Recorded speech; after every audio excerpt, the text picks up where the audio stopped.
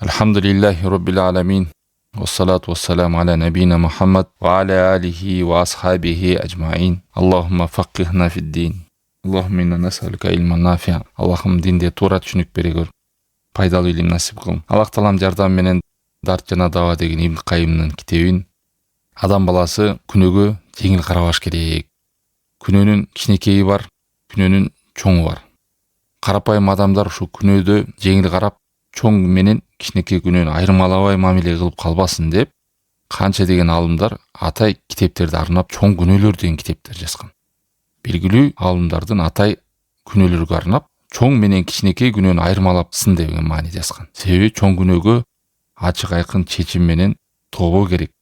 Күнөөнү таштоодогу тобонун шарттары керек.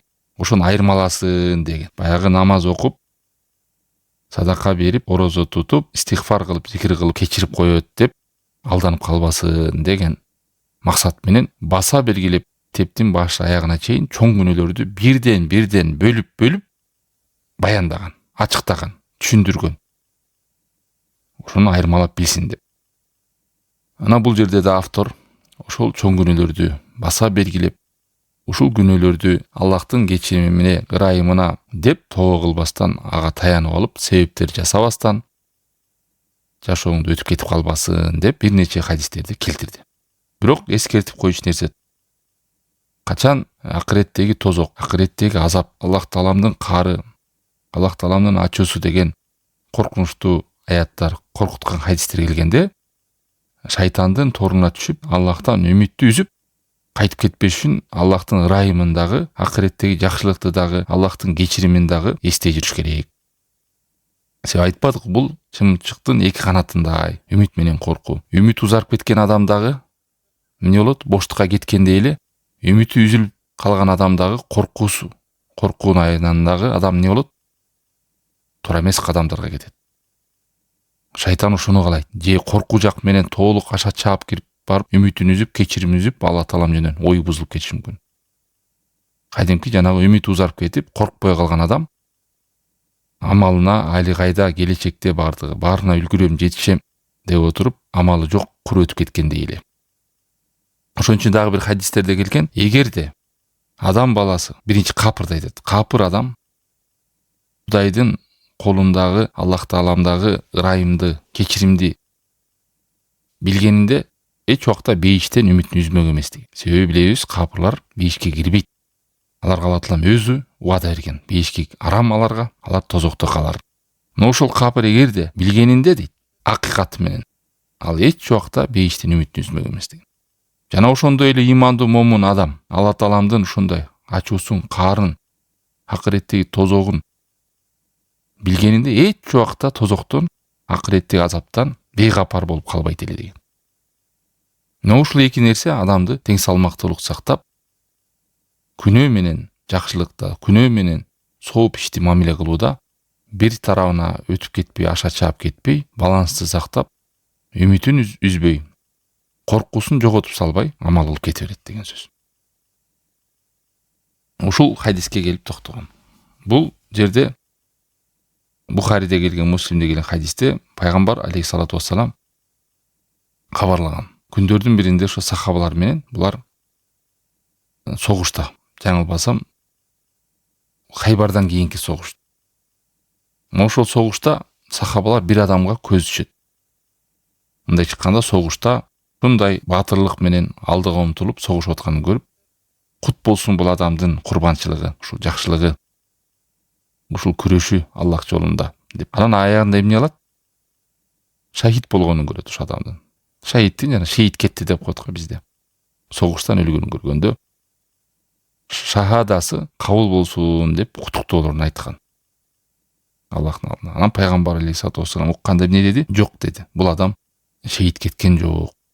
Менин жаным Аллахтын колунда болгон зат менен касам ичем, бул адам Хайбар согушунда бир кездемени тартып алган деген. Ал материал болгон, ал бирок согуш бүтүп жанагы олжолор түшкөндө ошону эл башчысы же момундардын башчысы же пайгамбарыбыз алейхиссалату вассалам өзү бар да бөлүштүрүп берчү. Бөлүштүрүп бергенге чейин эч ким аны кол сунуп тартып алып, жүрүп кетип, тартып кетип же урдап алган арам. Мына ушул киши Ол жолор бөлүштүргөнгө чейин эле тартып алган бир буюмду дейт. Мына ошол буюму ошо кезде эмес, тозокто муну кайра өзүнө алоолонгон от болуп күйөт деген. Аллах сактасын. Мындай чыкканда жанагы журканга окшогон эле бир нерсе. Ошону бөлүштүргөнгө чейин алып алат. Кудай сактасын. Ошон үчүн алымдар эскертет. Элдин чогулган акчалар, жетимдердин акчалары, жанагындай аманат болуп келген акчалар, бирөөлөргө берип кой деген акчалар, бул бүт кирет. Социалдык абалдагы өкмөттөн берилген акчалар. Кайсы бир адам ошол жерге жоопкерчилик болуп калса, анан ушул акчанын бир бөлүгүн өзүнө кымырып алса, ал башка адамдарга бериле турган акча. Ошол жерде айлык алып иштеп атса дагы, айлыгын да алып, анан ал жактан жана өздөрүнүн тили менен шабашка деп коюп, не деп коет. Ушул акылдуу адам мындайга барбайт. Ошол акыреттеги бул нерсени түшүнбөгөндүктөн же жеңил карагандыктан барат. Ушудан сак бололу. Көрдүңүздөрбү? Себеби бул адамды ошол согуштагы шахид деп сахабалар суктангандай абалында куттуктаса да пайгамбар алейхиссалату вассалам жок деди. Карган жок. Болбосо бир кездеме, азыркы сөзүм айтканда бир плет сыяктуу эле бир абал. Жакшылык амалдарым жаап кетет деп туруп бул жактан уурдап алган, кыянаттык менен алган, жеп алган, тартып алган, кымырып алган нерселер жабылып кетпейт. Кудай сактасын. Шуну жакшы түшүнүш керек адамдар. Ошон үчүн бул чоң күнөө, буга тооба керек. Алдыңбы канча сом алсаң кайра апарып бересиң. Тартып алганыңды жеткирип бересиң. Бурдап алганың бересиң ээсине, кайтарып. Анан барып тооба кылып, намазың окуп, өзүңө ибадатын кыла бересиң. Момундардын, карапайым элдердин, жетимдердин, жесирлердин колуңа түшкөн ошол аманаттарды эч убакта адамдын акысы жок ал жакка кирип алган. Ошого тийбе деп айлык чыгарып берет. Анда айлык аз мындай тиинде анда иштебей кал дейш. Айт, мен жоопкерчилик ала албайм, кетем бул иштен деп. Антпесе же колум туткак, бияка колум салып алам деп. Сахабалардын убагында да болгон.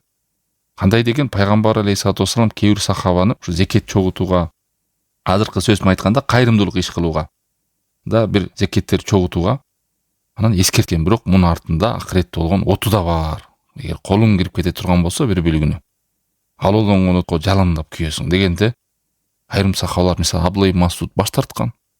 Мен мындай чоң жоопкерчиликти ала албайм деп.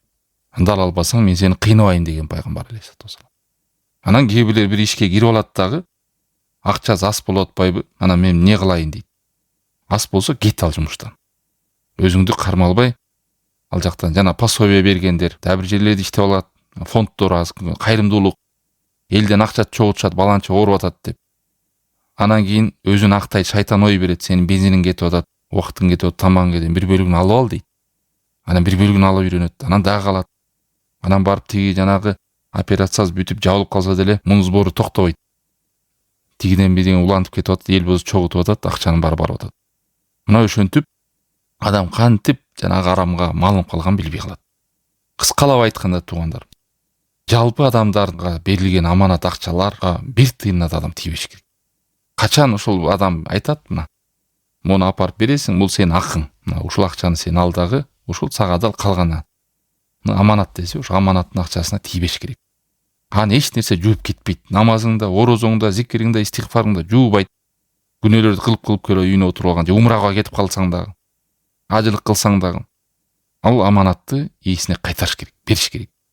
Көрдүңүздөр, бул согуштагы жихад абалында шахид болсо да куткарылган жок. Ушуну жакшы түшүнүп алыш керек. Жок, мен жеп алам, өзүмдү кармалбайм да, кет анда ал иштен. Алба жоопкерчилик. Башка сенден башка ала турган, ошону ирети менен сактап, ээлерине кайтарам деген адамдар табылат. Анан актанып, мун менен жашай албайм, ошон үчүн айлык аз, ошон үчүн жеп атам, ошон үчүн алып атам деп өзүң адалдап, өзүңдү алдаба, Алла сактасын. Бул имам Ахмадтын Сунанында келген хадис. Бул хадисте мындай деп айтылат. Муавия кабар берди, Амаштан кабар берилип, Сулайман ибн Майсарадан, Тарик ибн Шихабтан деп айтылат. Пайгамбар саллаллаху алейхи вассалам мындай дейт. Бир киши чымын себеп болуп, чымынын себебинен бейишке кирди деген. Ал эми бир киши болсо чымынын себебинен тозокко кирди.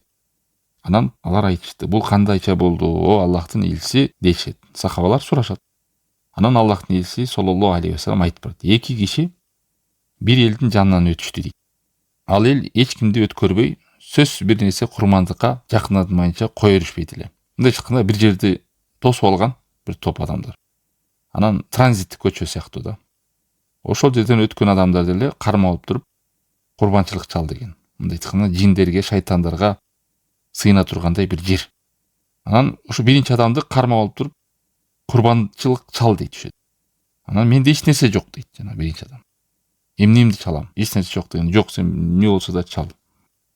Анан айтат, чымынды болсо дагы курбандык чал деген да. Анан чымынды алып келип туруп, тигили адам кармап туруп, мына мен курбандык чалдым деп, курбандык чалып анан өтүп кетет. Мына ошол курбандык чалганы чымынды тозокко киришке себеп болду деген. Андан кийин экинчисинде дагы бир киши өтөт, аны да айтат, курбанчылык чал десе, ал айтат, Аллахтан башка эч кимге мен курбандык чалбайм дейт. Мындайча айтканда бул ширк экенин билген. Чоң күнөө деп. Алар аны не кылат? Башын алышат. Чалбасаң мына деп туруп өлтүрүп салат. Ошол адам чымынды курбандыкка чалбаган үчүн, эч нерсени курбандыкка чалбаган үчүн жалгыз Аллах Тааламга өзүн арнап, мына ошол жерден өлүп кетет. Ал ошол абал менен бейишке кирет дейт. Мына ушул хадисти автор алып келди. Бир чымын үчүн, чымынды бул жерде туугандар эмнени айтылат? Адамдын кээде сүрөтү эмес, кээде ошо адамдын ниети, абалы кандай экенде чагылдырылган. Себеби жанагы чымынды эмнеге курбанчылык чал деген? Могу айкелдерге деген, могу буттарга, ошол жерде жиндерге, шайтандарга сыйына турган буттар болгон. Мына ошолорго арнап адамдарды сойдуруп жүргөн, курбанчылык чалдырткан өткөндөрдү. Анан бул биринчи өткөн адамды эч нерсем жок десе, кырымдап жок дегенде чымынды болсо дагы курбанчылыкка чалып койду. Анан ал жеңил карап, чымын эле проблема жок, мына чалып өтүп кетти ал жерден, куткарылып. Бирок ошентип жеңил карагандыгынан, Алла Тааламдын акысына, чымынды курбандыкка чалгандыгынан тозокко кирди деп айткан. Ал эми экинчиси баш тартты. Мен Аллахтан башка эч кимге курбан чалбайм деди. Аны өлтүрүштү. Мына ошо өлүм ага бейишке кирүүгө себеп болду. Эмнеге? Себеби ширк кылбагандыгынан. Башка нерсени Аллахтан башкага арнап курбанчылык чалбагандыгынан. Себеби белгилүү, ширк деген бул чоң күнөө. Ширк деген кечирилгис күнөө. Тобо кылмайынча ширк кечирилбейт. Аллах Таалам Куранда айткандай, инналлаха ла яғфиру ан юшрака бих. Аллах Таалам чындыгында ширкти кечирбейт деген. Мейли ал кичинекей болсун, чоң болсун. Бул адамдын көзүндө биринчисине эмне жеңил эле карады. Эми бул эмне болуп калыптыр, чымын башын алып салам, куткарылып өтүп кетем. Айкелдерин арнадым деп туруп сойду да өтүп кетти. Мунун ушул жазасы эмне болду? Тозок болду. Көрдүңүздөрбү? Ширкке жеңил карабаш керек. Не болду? Не болуптур эми? Тиги колдосун деп коем, анан буга деле сыйынып коем. Кудай колдосун, Кыдыр колдосун деп коем, анан Арбак колдосун деп коем. Умай эни деле колдосун деп коем. Деп кээ бир жеңил карагандар бар. Ширк деген жүрөктө, тилде, адамдын оюнда, кылган кадамында, абалында ширктер бар. Аллахка теңей турган кадамдар. Аллах Таала мага теңебегиле, ширк кылбагыла, мен кечирбейм десе, ким ал адам келип алып кайра жок, кечире берет, проблема жок. Бул Аллах Тааламды сыйлабаган, жүрөгүндө Кудайдын кудурети, айбаты жок адам жасайт аны. Мына биринчиси эмне кылды? Жеңил эле карады. Эмне болмок эле бул? Проблема эмес мага деди. Экинчиси эмне деди? Коркту. Кантип мен Аллахтан башкага арнап ушул тең бойлуу айкелдериңерди көрдү да. Мен башымды кессеңер дагы мен курбанчылык чалбайм. Ага деле айтты, чымынды болсо деле курбанчылык чалып кой деп. Жок деди эле, башын кесе чапты өзүн. Бирок ошол баш тарткандыгы эмне болду? Бейишке киришке себеп болду деген. Биринчиси деле эгерде ошо баш тартканда бейишке кирүү себеп болмок, ал бирок жеңил карады. Эми бүгүнкү күндө жанагы уйду, төөнү, койду, эчкини, жаныбарларды кабырларга барып, буттарга барып, жана Түркистанга барып, ар кандай ийик жерлерге барып, кыйналып, ошол жерге барып кан агызып, өлүктөргө ошол жердеги мазарга арнап, ошолорго жакындайын деп ширк кылып аткандардын абалы кандай болот анда? Билесиздерби, ушундай жерлер бар, атай жер кыдырат, ошол жака кан агызам деп. Кээ бир аферисттер да бар. Сен ооруң оор экен, монтай кылып койду алып барып баланча жерге мууздайсың. Ошол жерге кан агызасың деп. Жин шайтандарга кызмат кылган адамдар бар. Ошентип адамдарды кукладай кылып ойнойт. Аллах сактасын. Мына ушуну унутпайлы туугандар, ширкке мынтип жеңил карабайлы. Эмне болмок эле деп. Бир чымын үчүн. Ал жерде маселе чымын маселеде эмес, ал Аллахтан башкага курбанчылык чалууга жеңил карагандыгы. Эмне болмок эле деп, жаным сактап өтүп кете берейин деп. Бул жерден бизге ачыкталып турат, сабак алына турган, ибарат ала турган нерсе бул ушу курбандык чала турган сүрөт эмес. Ибра бил каст ва ния. Ал адамдын максаты, ниети эмне болгон? Ошол. Эгер максатында, ниетинде кой курбандык чалган Аллахтан башкага болбойт деп алар менен талаш тартышпастан жеңил карап эле ап келчи, эмне союп коеюн. Аллахтан башкага проблема жок, союп коем деген ою, максаты, ниети. Мына ушул нерсе алынды бер. Өзүн да курутту, Кудайчылыктын акыретин да курутту. Эмне? Жеңил карагандыктан. Ана бүгүнкү күндө намаз окуп алып, арбагыңа деле арнайм, кайсы мазарыңа деле арнайм, каякта дагы бар экен ыйыктуу жерлер. Проблема жок мен үчүн деген адамдар болсо кандай болот абалам? Ушинтип сойду бул биринчиси. Экинчиси эмне деди? Коркту, чочуду. Мен эч убакта деген, ушуга чейин дагы алдыда эч убакта Аллахтан башкага арнап, кичинекей болсо дагы мен эмне кылбайм? Курбанчылык чалбайм деген. Тегилер менен талашты, тартышты. Анан алар өлтүрүп салышты. Анын жүрөгүндө ширк деген нерсе чоң болгон. Ширк кылуу кечирилбести. Андан көрөкчө мен өзүм өлгөнүм артык деди. Өзүнүн акыретке бара турган жолунан коркуп, ушинтип аз ширк кылып, курбанчылык чалып өлүп кетсем эмне болом? Акыйдам, ишеним эмне болот? Деп анан эмне болду? Мындай чыккан шахид болуп өлдү ошолордун колунан. Өзүнүн акыйдасын, таухидин сактап. Мына ошол нерсенин курбанчылыгы өзүн өлүп кеткендиги бейишке киришке себеп болду. Мына ушул сөз, кээде бир адам бир сөз сүйлөйт, ошол сөзү тозокко кирип кетишке себеп болот дейт. Эмне болмок эле? Эч нерсе болбойт. Мындай деп кээде чоң Аллахтын шариятына бир маселелерди адам сүйлөп салат. Мындай сөздөр, мисалы хадисте келген: "Аллахи ла ягфирул Аллаху ли фунан." Аллахка касам ичип айтам, баланчанын күнөөсү кечирилбейт деп айтуу. Эч убакта алкашты көрөсүздөрбү, бузукуну көрөсүздөрбү, кандай адамды көрсөңүз да эч убакта ошол адамга өкүм чыгарып, бул адам оңолбойт, бул адам Кудай кечирбейт деп сүйлөөдөн оолак болушубуз керек. Биз билбейбиз. Канча деген бузук адамдар жүрүп туруп өмүрүнүн аягында оңолуп кетип, тобо кылып жакшы адам болуп, Алланын кечиримине түшкөндөр көп. Ошон үчүн канча жылдан бери намаз окуп, жакшыда жүрсө да туугандарынан, жакындардан бирөө чыгып калса, бузуклук иште жүргөндө ошого өкүм берип, анын күнөөсү кечирилбейт, бул оңолбойт, бул ушунтип эле өлөт деп ойлоодон, ошондой сүйлөөдөн оолак болуш керек. Муслимде келген хадисте кыскачалап айтканда, ушундай заманда, ошол заманда бир адам болуп, бир адамды көрөт, ушундай адамды көрүп бузук, мунун күнөөсү кечирилбейт дегенде Алла таалам айткан: "Ким менен оозуп өкүм берет, баланча кечирилбейт деп айткан адамдын өзүнүн күнөөсүн кечирбейм" деген. Ал эми тигил адамдын күнөөсүн мен кечирем деген. Ушинтип сүйлөгөн үчүн сен амалыңды жок кылдым деген. Мына бул коркмуштуу. Ошон үчүн кээде адам бир сөздү, кесир сөздү, жаман сөздү, текебер сөздү сүйлөйт. Ошол сөз адамдын тозокко киришине себеп болот. Кээде ошол сөз адамдын амалы жок болуп кетишке себеп болот. Кээде ошол сөз адамды тозокко ушундай бир хадистерде сүрөттөгөн 7 кабат жерге кире тургандай деңгээлде Аллахтын каарын, ачуусун алып келет деген. Мунун формасы көп. Кээ бир адамдарда мындай кылып, мындай үстүртөн карап сүйлөйт да. Гарантия берем депчи, мисалы, кепилдик берем, могу адам мындай. Бул ушинтип эле жыргабайт бул адам деп, мисалы. Бул адам ушинтип оңбойт, бул адам куруйт, бул адам ушинтип эле өлөт, бул адамды Кудай карабайт деген сыяктуу сөздөрдү сүйлөө. Гайып. Аны Аллах билет, кимди карабайт, кимди кечирбейт, кимди кечирет. Биз өзүбүздү билбейбиз абалыбыз кандай экен, кандай өлүм менен өлөбүз. Канча деген адамдар болгон, жакшыда жүрүп туруп аянда капырчылыкта өлүп кеткен. Аллахтын өкүмүнө аралашып бир адамга өкүм берип сүйлөө төк коркунучтуу. Мына ушуну дагы келтирген бул чоң күнөө деп. Сойлих адамдардын жашоодо Аллах Таалам тараптан берилген байлык, бийлик, рызкынын кеңдиги, токчулук, жакшылыктар жаап атканда адам баласына ошону тараза кылып алгандарды эскерген. Себеби бир топ адамдар ушинтип алданган. Себеби дүйнөнүн эшиги ачык, солук саламаттыкта, курсагы ток, кайгы жок, сарсана жок, жакшылыкта жашап жүрөт. Анан намазы деле жок. Анан караса кошуналарында бирөөнүн багыштын намазы да бар, зикири да бар. Чоң күнөөлөрдөн сак болот, аракет кылат, рызкы жетпейт. Дайыма эле жетишпеген кыйынчылыкта жашап жүрөт. Бирөө бай, бүт керек болсо кредит алат.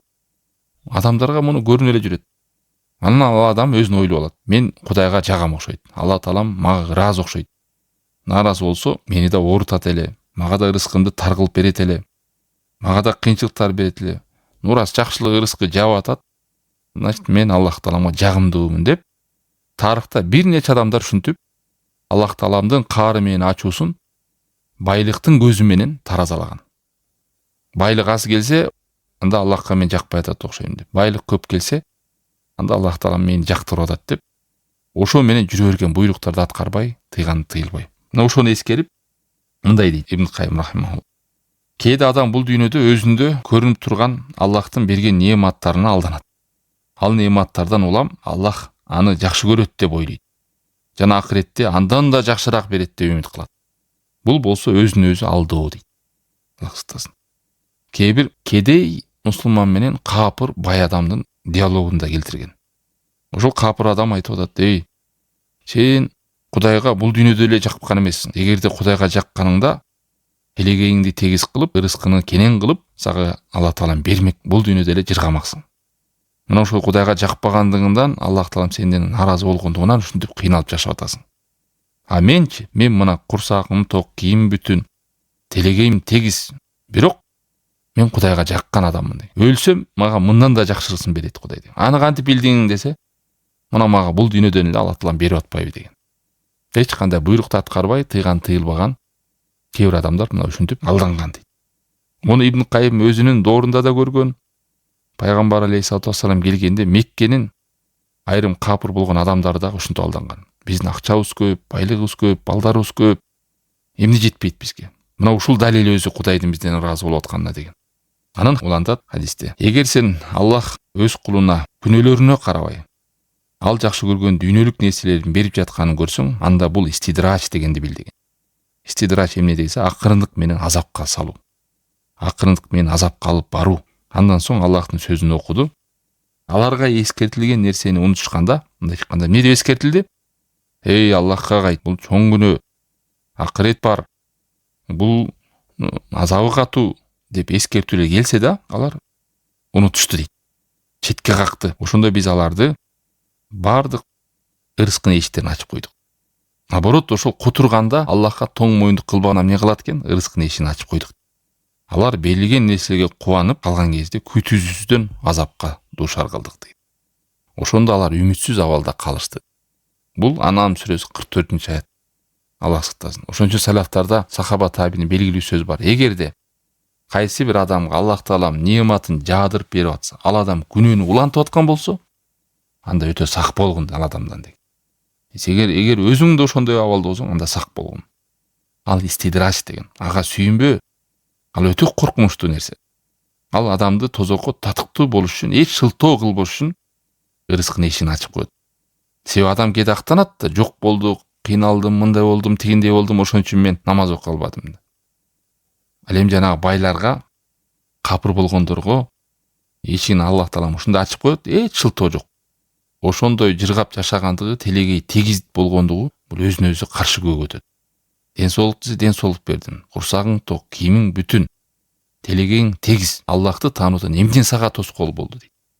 Намаз окуштан эмне сага тоскоол болду? Эмне сага жетпеди деп ошону такалап сураганга чоң себеп болот байлык. Ошон үчүн бул байлык эч убакта Аллахтын ыраазы экенине далил эмес. Мына ушуну түшүнүш керек. Кээде намаз окуп жаңы эле баштаган адамдар намаз береке алып келет, ырызык алып келет деп баштап алат дагы. Анан бир аз кыйынчылык болуп кетсе намазды таштап салат. Неге десе, ошо берекени деле сезе албадым деп ойлойт. Ал ыхласы жок адам. Намазды эмне үчүн окуганын түшүнбөгөн адам. Бир аз жумушу көбөйүп кетсе деле намазды жыйнаштырып салат. Ооруп калса кичине болду, намазды жыйнаштырып салат. Айгам анан окуйм деп. Мына ушинтип дүйнөдө Аллах Тааламдын ыраазылыгын акыйкатты бирөөлөр бийлик менен, бирөөлөр байлык менен, бирөөлөр жашоодогу бир жыргалчылыктар менен таразалап алган. Жакшылык келсе, мен да жакшылык жасайм. Башыма бир аз кыйынчылык келсе эле буйрукту аткарбай салам. Алла Таалам Куранда Саба сүрөсүнүн 35-аятында айтат: капырларды сүрөттү, байлыкты тараза кылгандарды. Нахну аксару амвалан ва ауладан ва ма нахну би муаззибин. Биз азапка түшпөйбүз, Аллахтын каарына түшпөйбүз. Эмнеге десе, биздин акчабыз көп, балдарыбыз көп. Муну баары Кудай берди деген сөз да. Эгерде бизден наразы болгондо мынчалык жакшылыкты бизге бербейт эле. Эмне дейт? Ошол бир капырдын сөзүн Алла Таала мисалдап берет. Кахф сүрөсүнүн 35-аят. Ма адунну ан табида хади абада. Мага берилген могу байлыктар, бакчаларым жыргалчылыктар түгөнбөйт дейт. Ома азунну саата qaimatan. Мен алды кыямат кайым болот деп ойлойм деген. Эгерде болуп калса дейт. Вала ин рудитту иля робби. Өлүп калып Алланын жаны Роббимдин жанына барып калсам, ла ажиданна хайра минха мунқалаба. Бул дүйнөдөгү берилген жакшылыктан да көбүрөөк алам деген. Аны кантип билдиң десе, бул дүйнөдө берген Аллах акыретте да мага берет. Значит, мени жакшы көрөт депчү. Эмнеге ошол колуна берген дүйнөгө алданып калган. Бул дүйнөдө берип аткандан кийин акыретте мага мындан да мол бериш керек деп түшүнгөн. Ва хада гурурун. Бул өзүнө өзү алдоо. Себеби Алла Таала байлыкты капыргада мушрикеде бере берет. Себеби байлыктын Кудайдын алдында баркы жок, кадыры жок. Керек болсо чымын жана чиркейдин канатын деңгээлинде деп келген. Бул акыйкат. Тирмизи, Ибн Мажа бир нече хадистер келген. Лау канати дунья та'дилу индаллахи жанаха бауда масака кафира минха шурбата ма. Эгерде ушул дүйнө чиркейдин канатына мындайда кадыры баркы болгондо, салмак болгондо, анда Аллах Таала бир дагы капырга бир татым суу бермек эмес деген. Кадыр баркы жок, ушу мусордой болгон үчүн Алла Таала бере берет. Бул менен таразалаш такыр акмактык бул. Дүйнөнү Аллах сүйгөнүнө да, сүйбөгөнүнө да бере берет. Ал эми акыретте Аллах Таала сүйгөн адамына берет. Деп угуп эле жүрөсүздөр муну. Ошо акыретке умтулган адамга Алла Таала акыреттин амалдарын берет. Ошон үчүн адам бул дүйнөдөгү өйдө кылдый нерсе менен таразаланып, алданып калбаш керек. Башына бир кыйынчылык түшүп калса, Кудай Таала мени жаман көрөбү, жаман ойдо болуп, күнөөдө жүрсө деле жакшылыктар келип атса, Кудай Таала мени ыраазы, ошон үчүн күнөөнү улантып атсам деле жыргап жүрөм го деп алдангандар бар. Ал тараз эмес, ал өзүңдү өзү алдоо. Себеби анын баркы жок. Эч кандай такыбалыгы да жок, амалы да жок. Не десе мага жакшылыктар келип атпайбы? Себеби кутулуу, акыреттеги берилген ийгиликтер кимдерге берилет? Амал ээлерине. Илим менен түшүнүп, солих амалдар жасагандарга. Саба сүрөсүнүн 37-аятында Алла Таала айтат: "Ома амвалукум ва лауладукум биллати туқаррибукум индана зульфа." Силердин бул байлыгыңар, акчаңар, балдарыңар ушу менен бизге жакындап калбайсыңар. Ушулар байлыгыңар силерди бизге жакындатпайт. Значит, ушул балдарыңдын көптүгү, акчанын көптүгү менен ойлоп алба, сен Кудайга жакын экенмин деп. Тараз эмес ал дейт. Ким ыйман келтирген болсо жана солих амалды кылган болсо, ошол менен адам жакындайт. Ошон үчүн эгерде сен көрсөң бир адамга дейт, Аллахтан коркпой эле. Бирок рызкынын эшиги жаап аткан болсо, ал истидраж деп билген. Ал ошол адамды азапка татыктуу болушун шылтоо кылбош үчүн Алла Таала эшиктерди ачып коет. Себеби өзү вада берди. Эскертилет. Эскерилбейби? Унутабы? Аллахтын аятын кайсы четке кагабы? Ага рызкынын эшиктерин ачып коебуз дейт. Адамдын байкасаңыздар, мисалы ата-эне бир мисал, баласын контролдойт. Ал кээде бир нерсени тыят. Билет пайда зыянды. Муну берип койсом кутуруп кетет. Муну көтөрө албайт деп өзүнүн чегинде, баланын деңгээлинде возрастына жараша акчанын көлөмүн берип турат. Студентке берген, мектепке киргенде бербейт. Детсадтагы балага, начальный школдогу, орто класстагыдай акча бербейт. Орто класстагы студенттегидей бербейт. Анан үйлөнгөндөн кийин абалы башка, ушундай өз өлчөм менен карап турат. Кээде бир нерсени тыят ошого карап. Бул эмнени билдирет? Бул камкордугу. Ошого болгон ырайымы, мээрими, сүйүүсү болот. Бир адамды караң, таштап бир адамды таарынса, билген ишин кылчы деген сөз бар го. Бүт нерсени эшигин ачып салат. Мага ушунун баарын бердим, ушул акчанын баарын сага бердим. Өзүң бил эмне кыласың деген. Алла Таалам да ушундай кылып рызкынын эшигин ачып коет. Кулу кутуруп жүрө берет. Оюнда Кудайга мен жагып атам деп ойлойт. Ал байкуш билбейт Аллахтын назарынан ажырап кеткендигин. Алла Таалам аны таштап салгандыгын билбейт. Себеби рызкынын кадыры баркы жок Кудайдын алдында. Ошон үчүн адамдын колундагы байлыкта ибарат жок. Аны эч кандай тараза кылба. Чыныгы ибра тараза кыла турган нерсе сенин абалың, Кудай менен болгон мамилең кандай. Күнөөдөн кылсаң тоба кылып атасыңбы? Өзүңдү оңдоп, эсеп кысап кылып атасыңбы? Эгерде жакшылыкта жүрүп деле рызык келип атсачы, анда бул жакшы, алхамдулилла. Бул Алла Таалам сага жардам берип атат. Бир эреже кыскасы минтип эле айырмалаңыздар да. Кантип билем мага байлык жагып атабы же жакпай атабы? Могу Аллах Тааламда мага келип аткан жакшылыктар мени жакшылыгыма себеп болот атабы же бактысыма себеп болот атабы дегенди кантип айырмалайм десе, эң жөнөкөй. Башыңызга конуп аткан бакыт, келип аткан жакшылыктын үстүндө ибадатта жүрсөңүз, зикирде, жакшылыкта, буйруктарды аткарууда, тыйгандан тыйылууга жардам берип атса ошо байлыгыңыз, анда ал байлык жакшылык. Эгер башыңызга келип аткан бакыт сизди алаксытып аткан болсо, намаздан, ибадаттан, зикирден, ошол байлык келген сайын мурункундай ибадат кылбай калсаңыз, мурункундай зикир кылбай, илимге убакыт бөлбөй, ошо байлыктын артынан чуркагантан намаздар жыйнап окуп, бат-бат окуп, зикирлери кылынбай, эптеп-септеп, тоок чокумай болуп, ибадаттан алыстап баратсаңыз, анда билиңиз, ал бакыт балей болуп баратат. Кээде бир адамдын акчасы көбөйгөндүгүнөн намазын жыйнап салат. Ишим менен иштерим көбөйүп кетти дейт. Намазы байлыгы көбөйгөндүгүнөн зикирлер таштап салат. Келген нерсе алаксытып атса, Кудайга баруудан жолдон, анда ал жакшылык эмес. Ал эми кээ бир адамдар бар, бай, наоборот байлыгын жакшыраак колдонот, кайрымдуулук кылат, намазына да бекем убакыт бошойт, илимди ала алат, бөлүшө алат, жакшылык жутта жүрүп, ошого жардам бере алат байлыгы. Бул жакшылык анда. Ал эми жана кутуртуп, ибадатынан алыстатып кетсе, анда бул бале. Мына ушу менен таразалап койсо болот. Эгерде сага келген байлык алаксытпай, наоборот күч, кубат берип, ибадатка жакындап, Аллахка жакындап атсаң, ал жакшылык. Башыңа келип аткан нерсе сени алаксытып аткан болсо, анда Кудай сактасын, аны жакшылап карап, адам өзүн өзү эсеп кысап кылыш керек. Аллах таалам баарыбызга ийгилик, тауфик берсин, дүйнөнүн азгырыктарына алданып калбаудан оолак кылсын. Дүйнөдөгү адамга берилген нерселерди туура колдонсо, бул жакшылык. Ошо менен ибадат кылсак, мисалы, билим алсак, жакшылык жолдорго каражат болуп берсе, Ибн Тайми айткандай, эшекти мингендей дүйнөнү минип алсаң, анда ал жакшылык. Кээде дүйнө бизге эмне? Минбей эле бизге минип алып атат да. Дүйнөнүн кулу болуп калып атабыз. Өмүр бою ошону сактап, коргоп, пайдалана албай, сараңдыктын үстүндө жүрүп, өлүп калып аткан адамдар канча. Мына ошондой абалдан Аллах таалам баарыбызды сактасын. Wa sallallahu ta'ala ala khayr khalqihi wa ala alihi wa sahbihi ajma'in.